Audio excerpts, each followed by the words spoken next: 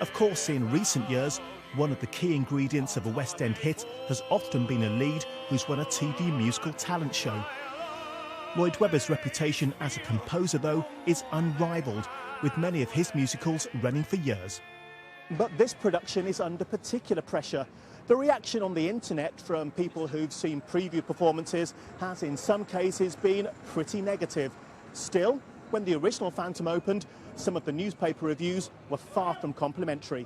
The reaction of tonight's audience?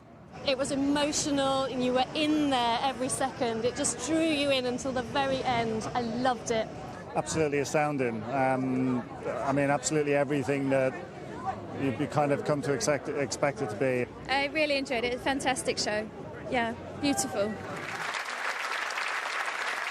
Successful Lloyd Webber musicals can bring huge audiences into theatres, and the West End will certainly be hoping that Love Never Dies will live on for thousands of performances. Lisa Mzimba, BBC News. Now, all the headlines coming up for you at 1 o'clock with Sophie Raworth, but now let's have a look at the weather. Here's Nick Miller.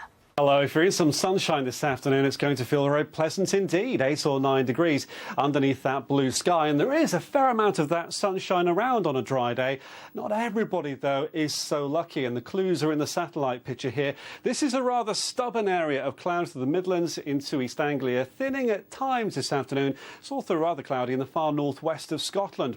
Now, this cloud, as I mentioned here, will thin at times, but I think through the East Midlands into East Anglia and the London area, it's going to be rather stubborn, and with the breeze it's going to be cold and grey this afternoon, and cloudier than it's been in the far northwest of Scotland. Maybe a spot of rain into Shetland as well, but elsewhere in Scotland into northern England in the sunshine, a lovely afternoon. Some thinning of the cloud in the West Midlands. East Midlands, though, staying rather grey throughout. And look at the strength of this northeasterly breeze, especially here in the far southeast. It is going to feel cold this afternoon. Now we move further west and we've got brighter skies here on the south coast into southwest England. Still the chilly breeze, but at least you've got some sunshine coming through, and that's going to help if you shelter from that breeze to make it feel quite pleasant.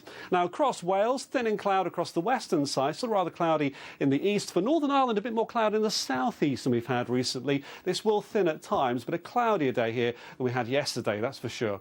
Moving on to the evening, and it'll be coldest, quickest way underneath clear skies, which means the temperature will drop away quite readily in the northwest of England, where it's a big Champions League night at Old Trafford. Manchester United playing AC Milan, and 5 Live has your coverage of that. Now, through the rest of the night, we're top and tailed with clouds, some just moving south across Scotland, eventually into Northern Ireland. This cloud staying with us in the southeast, in fact, extending further west. Now, with the cloud, the temperature maybe just at or a bit above freezing. The coldest weather will be in this central swathe, where we have the frost, where we're a good few degrees below freezing. There'll also be some patchy fog to contend with later in the night into the morning. Now tomorrow, still top and tailed with that cloud. Thickest in Scotland, producing outbreaks of rain slowly sinking south. Still rather cloudy in the southeast with that nagging breeze. The best of the sunshine, southwest England to the Midlands into northern England, though even in northern England will tend to cloud over with time.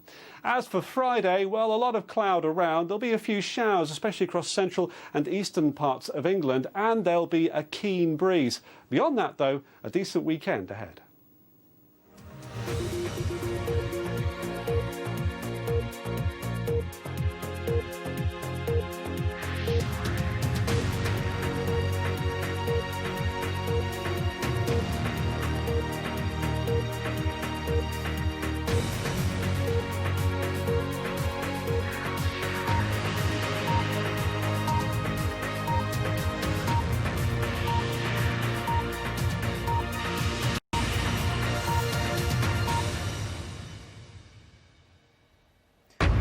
Brown promises to pull the economy out of what he calls the storm of recession. He announces the budget will be held in 2 weeks' time and confirms a pay freeze for senior civil servants. On the road to recovery, 2 years after being bailed out by the taxpayer, Northern Rock says it's making good progress. Marked down, the number of English schools rated inadequate doubles under Ofsted's new inspection scheme. The deadline passes, no sign yet of a deal to prevent strikes by BA cabin crew. A Russian billionaire wins a libel case against allegations he was involved in the murder of former KGB agent Alexander Litvinenko. And the dangers of level crossings, calls for compulsory driving test questions to reduce the number of people being killed. Coming up in the sport, Bex is back. David Beckham returns to Old Trafford tonight for the first time in 7 years as part of AC Milan's lineup in the Champions League.